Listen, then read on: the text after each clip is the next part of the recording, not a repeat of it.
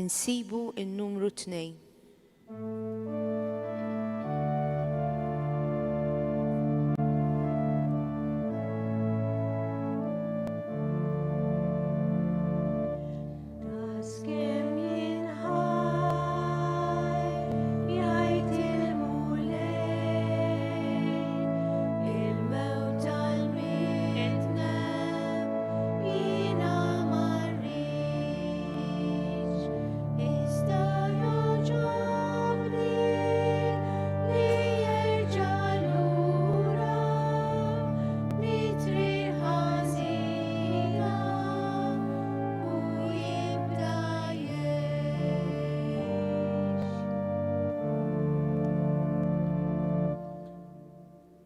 L-għodwa tajba merbħa f'dan is-santwarju u li naqdu moħutna permezz tal-mezzi soċjali biex flimkien nisimgħu kelma ta' kuraġġ, tama kbira fil-preżenza ta' Alla fostna, anke jekk id-dwejjaq forsi nistgħu nħossuh u naraw affarijiet ta' madwarna. Fl-isem tal-Missier u tal-Iben u tal-Ispirtu Santu. Il-grazzja ta' Sidna Ġesu Kristu li mħabba Alla l-Missier u l-għaqda fl-Ispirtu Santu tkun magħkom il-koll. Miegħek ukoll. Biex nirċievu il-kelma ta' Alla bismih qaddis nitolbu maħfra taħtitna, speċjalment meta ma tajniex widen biex narfu il-preżenza ta' Alla fostna. U waqt iċ-ċelebrazzjoni tal-Quddisa għandna il-preżenza nsejħula reali, vera, għax il-kelma tiegħu iddawlilna it-triq. Ġismu huwa l-ħoss tal-ħajja. Nilqgħuh bħal safja billi nitolbuh maħfra. Mulej int l-ilma tal-ħajja, mulej ħnina. Mulej ħnina. Kristu int id-dawl tagħna, Kristu ħnina. Kristu ħnina. Mulej int il-ħajja u l-qawmen tagħna, mulej ħnina. Mulej ħnina. Ħenna lina Alla li jista' kollox jaħfrilna dnubitna u jwassalna għal ħajja ta' dejjem. Amen. Il-Qudisa din nofruha b'suffraġġju ta' Marija Nazzarenu u l-familja Mifsud. Nitolbu. U Alla, int ġeddidt id-dinja bis-sagramenti tiegħek tal-għaġeb. Għamel li l-Knisja tikseb kull ġid minn dawn il-mezzi tal-ħajja ta' dejjem u li qatt ma tkun nieqsa mill-għajnuna tiegħek għal-ħajja ta' issa. Bibnek Ġesu Kristu Sidna li hu Alla u miegħek jgħix u jsaltan flimkien mal-Ispirtu Santu għal dejjem ta' dejjem. Amen.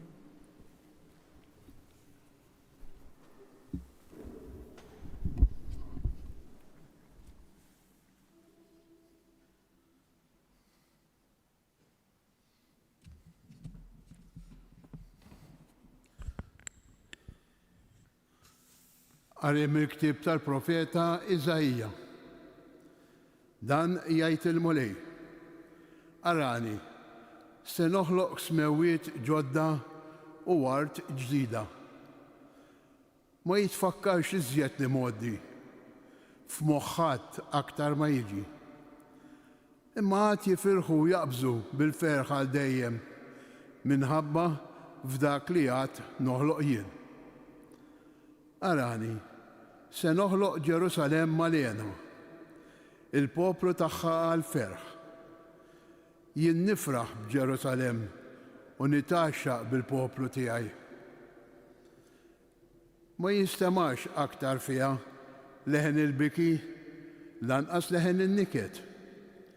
Ma jkunx hemm iżjed fiha tarbija li tgħix ftit jiem, lanqas xieħ li ma jintelix bl-omur.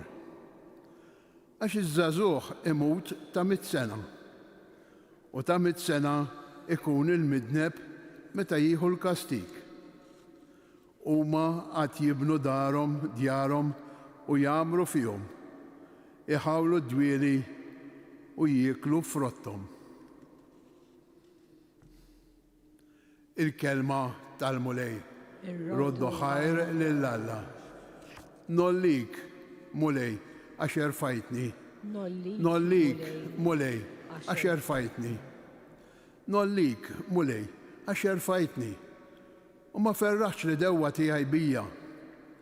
Mulej, tellajt li mill-mewt tar ir-ruħi, ħlist li minn fost dawk li jinżlu fil-ħofra. Nollik, mulej, għax fajtni. Għannu li l-mulej ħbib tiegħu, faħru li sem għaddes tiegħu. Għax tit id-dum is-saħna tiegħu, iżda omor sħiħ l-imħabba tiegħu. Fil-għaxija jidħol il-biki, fil-ħodu jidwi l-ajjat ta' ferħ.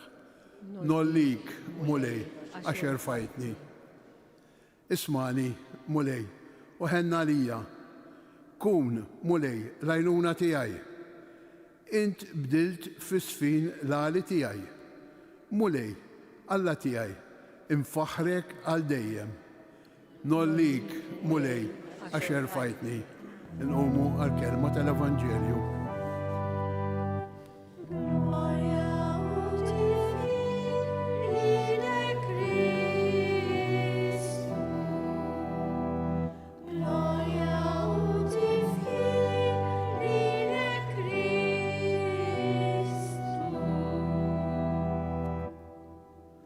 Fitxu l-ġid u mhux id-deni jekk tridu tgħixu u l-mulej ikun magħkom. Gloria uti fili Cristo.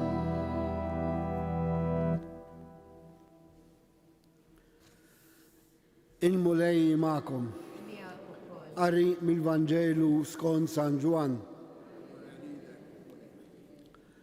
F'dak iż-żmien, Ġesu tela mis-Samarija lejn il-Galileja. Għax Ġesu stess xedt li profeta m'għandux ġef f'pajjiżu, mela meta wasal il-Galileja, il-Galilin laqgħuh tajjeb billi l-koll raw kull ma kien jagħmel f'Ġerusalemm f'jum il-festa, għax huma wkoll kienu marru għall-festa. U reġa' ġie f'Kana tal-Galilea, fejn kien biddel l-ilma f'inbit. Issa f'Kafarnum kien hemm uffiċjal tas-sultan li kellu lill-ibnu marit. Meta sema li mill-Ludija Ġesu ġie fil-Galilea, mar għandu jitolbu jinżel u jfejjaqlu lill-ibnu għax kien wasal fl-aħħar. U Ġesu qallu: jekk ma tarawx sinjali u weġibijiet ma temnux. Qallu l-uffiċjal: inżel mulej qabel ma jmut lit-tifel. Qallu Ġesu: mur, ibnek ħaj. Ir-raġel emmen il-kelma li qallu Ġesu u telaq.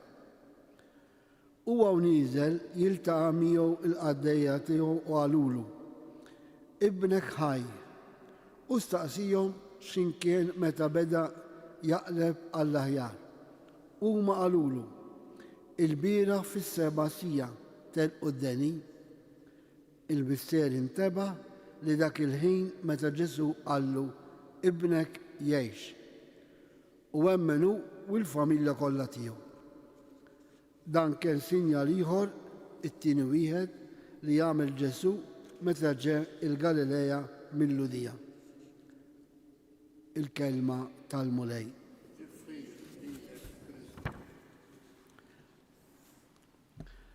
Min jisma' bis-sinċerità, bis-sempliċità il-kelma tiegħu, il-kelma talla, tferħu u tireh toroq ġodda.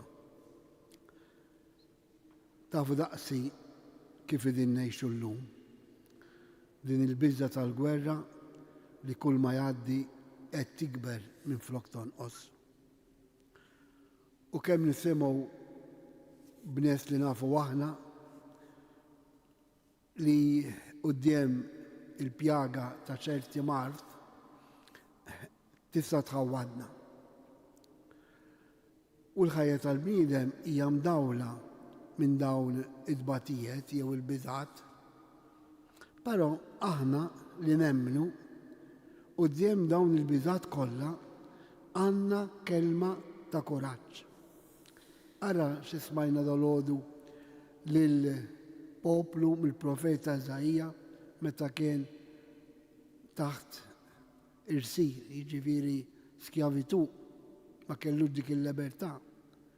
U kien jaqalek, jgħid il-mulej dan, arani ser noħloq smewiet ġodda war ġdida. U jkompli, il-poplu tagħha għal-ferħ hekk se noħloq Ġerusalem ġdida, jien nifraħ b'Ġerusalem u li taxxa bil-poplu tiegħi. Alla biex taxxa. Meta aħna fih naraw dik il-qawwa li jġeddidna. Issa dan li smajna tal-profeta Eżajja kien sekli qabel ma ġie Ġesu. U l-weda saħħet. Issa aħna l-istess nisimgħu il-kelma ta' Alla illi tagħmilna koraġġ.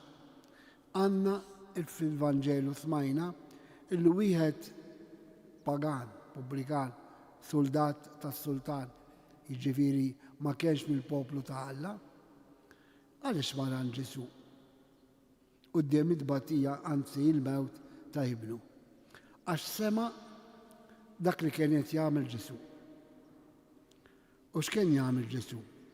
Ikeċċi l-ħażen, ix-xaten, ifejjeq il-morda, isejjaħ ħafna biex jiġu waraj u l-bqija.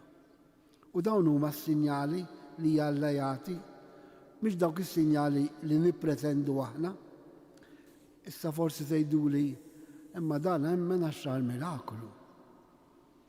Taf ukoll daqsi naħseb illi il-mirakli nisimgħu fl-Iskrittura, speċjalment fil-Vanġelu, m'għandhomx l-iskop biss jirrakkuntaw bħalma jirrakkuntaw il-ġurnalisti ċerti fatti, imma l-evanġelisti kitbu dik ix-xhieda li l-komunitajiet nisara tal-ewwel żminijiet emmnu dik il-kelma li tagħtihom orizzont, direzzjoni ġdida.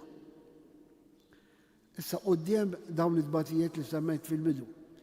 Nistgħu naraw dawl ġdid, nista' naraw ferħ, nista' naraw tama. Iva, jekk aħna nemmnu. Imma kif ifisser nemmnu? Ifisser li aħna ikenna l-esperjenza li quddiem il-biżgħat, quddiem it-tbatija, quddiem il-mart, fit-toqol tas-salib tagħna ma naqtawx qalbna. Naħseb smajtu l-quddiesa l-bieraħ dak l-ama mill-twelid. X'qal? Għammilli ftit tajn fuq għajnejja, mort inħasel u issa ġejt nara. Din hija l-esperjenza. U x'kien jara? Mhux il-miravilja ta' Alla, mhux il-preżenza ta' Alla f'ħajtu, mhux il-ferħ tal-għaqda mal-mulej. U dan għandi jkun għalina dik it-tama ta' kuraġġ quddiem it-tbatija tagħna. Dan emmen u ibnu kien fih. Issa nistgħu nemmnu aħna li issa jkollna l-falqan. Jekk nippretendu l-fejqan tal-ġisem, daqsxejn diffiċli. Imma il-fejqan spiritwali illi quddiem is-salib, quddiem it-tbatija, naraw il-preżenza tal-imħabba tagħna, dak huwa l-mirakolu li kuljum nistgħu nagħmluh, nistgħu ngħixuh. Għaliex minn għandu l-fidi quddiem it-tbatija, dik it-tbatija ma tafġux, ma tfarkux. Din hija l-fidi. Jekk nemmnu li nkunu kapaċi ngħixu dak il-moment ta' tbatija fejn nistgħu ngħidu mulej kun magħmula r-rieda tiegħek. Fis-salm responsibli għal ġi tlabna. Nollik mulej għax irfajtni. U l-mulej jerfana meta aħna nesperjenzaw li l-fidi tagħna tista' tbiddilna. Ma tbiddilx is-sitwazzjoni għax hekk il-marda m'għandix soluzzjoni quddiem ix-xjenza, dik il-marda se twassal għal mewt. Imma l-fidi tagħna quddiem id-tbatija u anke l-mewt hemm tama, hemm esperjenza ta' tiġdid. Aħna fil-funeral x'nagħmlu? Niċċelebraw il-ħajja mhux il-mewt. Allura quddiem id-tbatija kif nistgħu naraw il-preżenza tal-Alla? Meta aħna bħal qaddisin ngħidu mulej tkun magħmula r-rida tiegħek. U min hu kapaċi u min jasal biex nagħmlu dan, naħseb qalbna tkun mimlija b'serenità, mimlija bil-paċi, anke quddiem id-tbatija fiżika tal-ħajja umana. U dan il-messaġġ ta' tama ta' ferq li l-Knisja twassalna għax hekk jgħid il-mulej arani ser noħloq smewiet ġodda u għax ġdida. Li jfisser se joħloq fina għax ġdida u moħħ ġdid.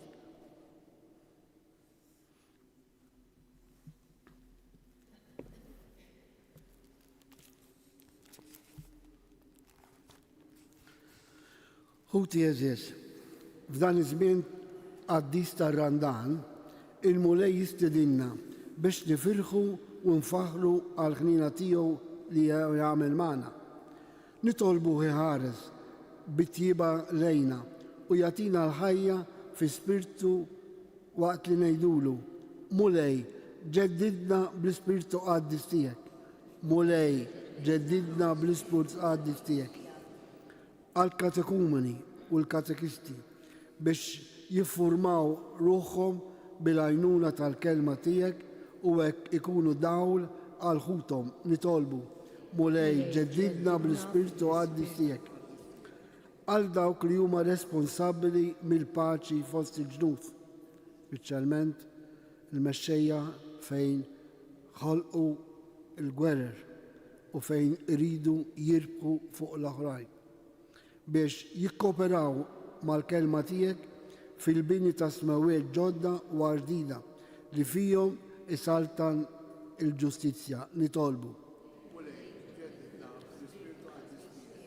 Għal-morda fl-isptarijiet u fid-djar u għal min jaħdem il-professjoni medika biex Kristu jimlijhom bil-fidi u l-koraġġ fil-qawwa tal-imħabba tiegħu li tfejja il-qalb u anke l-ġisem nitolbu. Ġeddidna bl-ispirtu għalina biex nemmlu b'fiduċja kollha il-kelma tiegħek għandha l-qawwa li tbiddel u tbiddel l-qalb tagħna mingħajr ma nippretendu sinjali minn għandek biex inkomplu nemmluk nitolbu. Ġeddidna bl-ispirtu qaddis tiegħek. Irresqu wkoll il-vuċi u l-istennija ta' serenità dak kollha quddiem is-salib ta' kuljum jistgħu jaqtaw qalbhom. Nitolbu bl-interċessjoni tal-Madonna ta' Pinu biex kif qaltilna ejja it-talb tagħna jwassalna wkoll biex ngħixu serenament id-tbatija fiżika. Nitolbu. Ġeddidna bl-ispirtu qaddis tiegħek. Permettuli talba bit-Taljan. Fratelli e sorelle, la parola di Dio di oggi ci riempie di grande speranza e serenità. Fa che il nostro cuore sia pieno di questo amore tuo e la tua parola sia per la nostra mente la luce della verità, perché possiamo fare delle scelte che ci portano sempre accanto a te. Noi ti preghiamo, nitolbu, mulej ġedidna bl-Spiritu Qaddis. Fl-aħħar irresqu wkoll it-talba personali u individwali tagħna.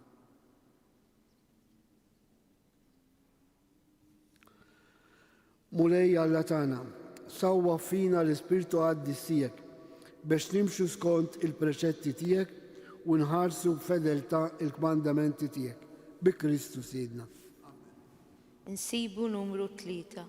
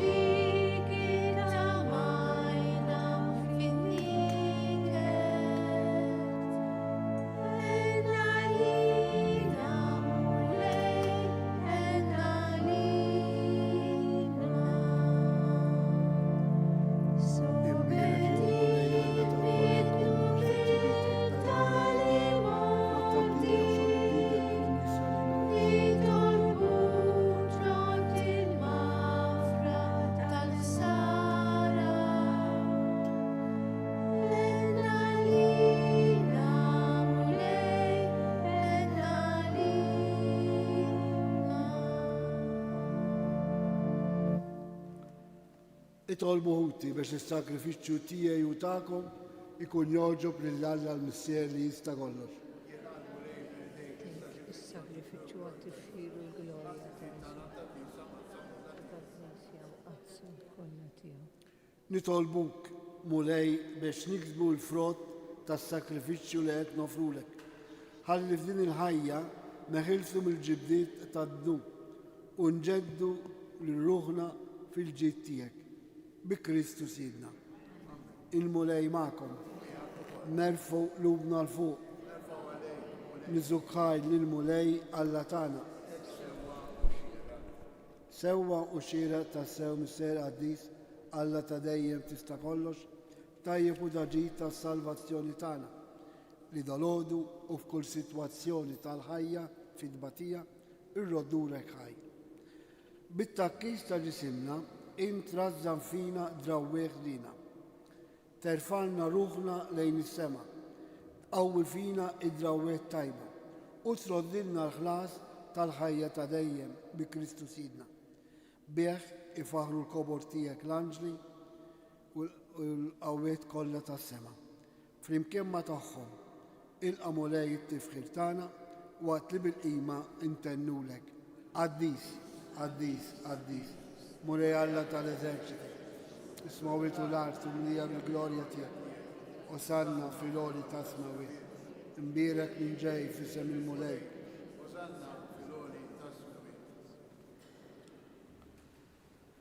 Qaddis tas-sewint mulej inti lajn ta' kull dusija.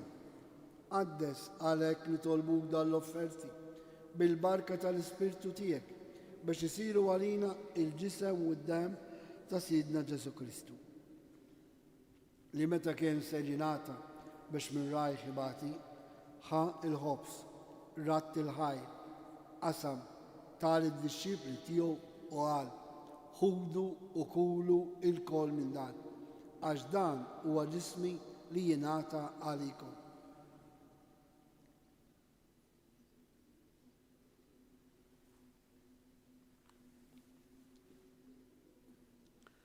Ekku kol wara l-ikla ħal-kalċi reġerat il-ħaj tal id-disċipli tiegħu u qal, ħudu u xorbu minnu l-kol, għax dan huwa l-kalċi ta' demmi tal-patt ġdid li jibqa' dejjem.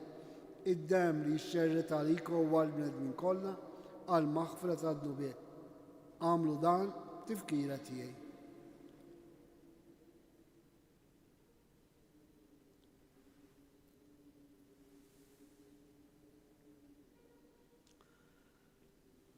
Danu il-misteru tal-fidi, salvana int. Għax bissalik. Għalek aħna u namlu dan tifkira tal-mewt u l-awmin ta' Sidna Ġesu Kristu, nofrulek mulej il-ħobs tal-ħajja u l-kalċi tas-salvazzjoni. U rrodulek ħajr, għax oġbuk tilqana għawn qudimek biex naqduk. Miċċa kontani tolbu, l-Ispirtu Santu jaqadna f'ġisem wieħed li inna nieħdu sehem il-ġisem id-dem ta' Kristu.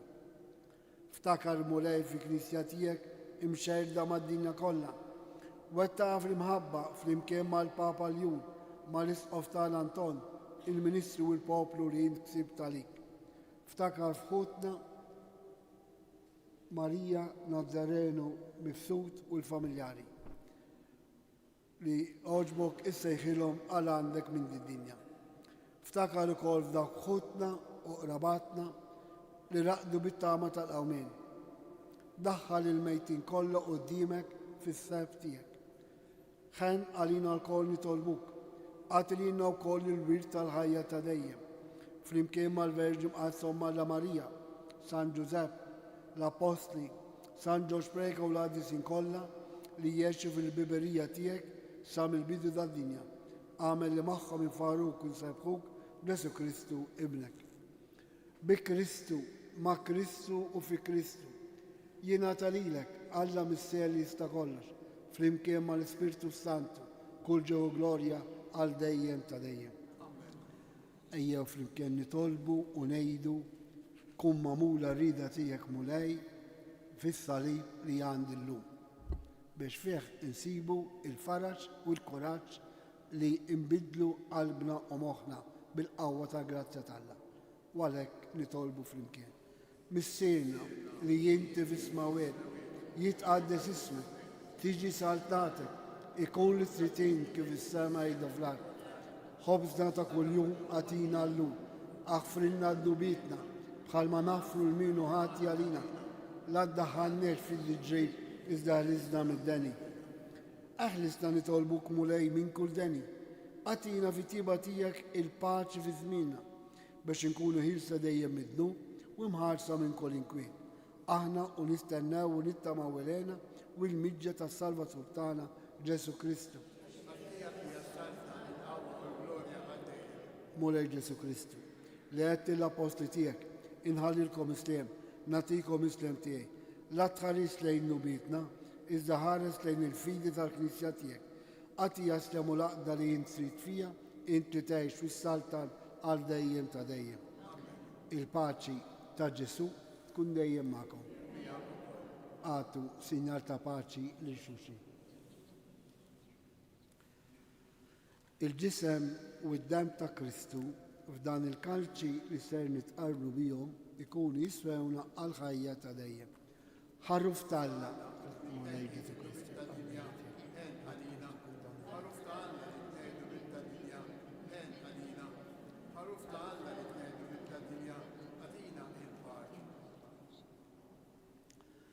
Danu Ġesu, danu l-ħaruf talla li naħki d-nubet ta' dinja.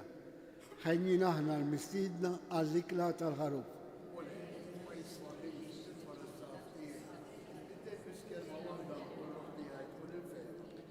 Il-ġisem ta' Kristu jħarisna l-ħajja ta' dejjem.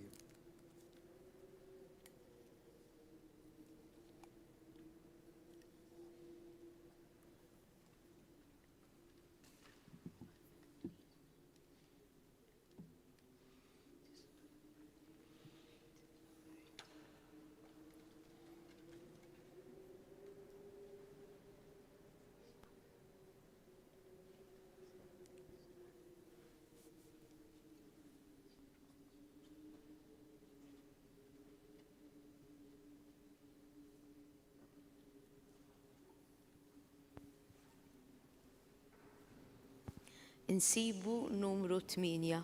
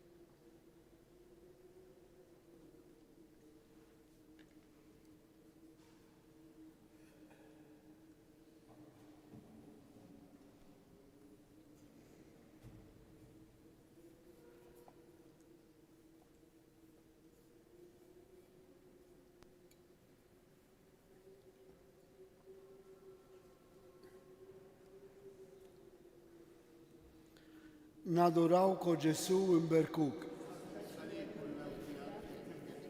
Gloria al-Missier li benu l-Spiritu Santu. Nitolbu. Is-sagramenti tiegħek mulej jatuna l-ħajja, iġeddidna u jqaddisna u jwassalna għal-ħajja ta' dejjem bi Kristu Sidna. Qabel nirċievu l-barka tal-aħħar, ninaqdu darb'oħra f'talb flimkien l-intenzjoni kollha tagħkom u ta' dawk li maqudin magħna f'din iċ-ċelebrazzjoni.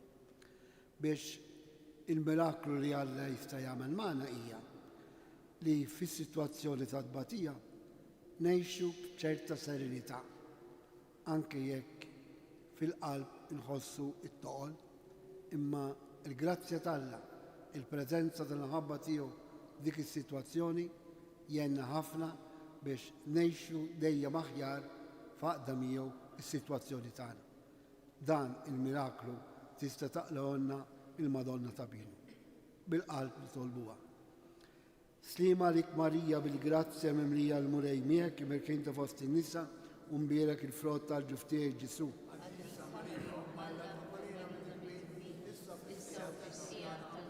Slima lik Marija bil-grazzja mimlija l-murej miegħek imekkin ta' fost in-nisa u mbierek il-frott tal-ġuf tiegħek Ġesu.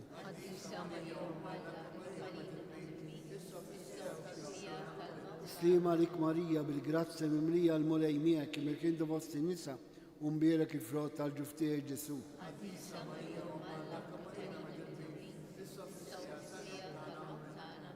Madonna ta' Pinu, Sultana tal-Familja, ħarstek fuqna dejjem dom.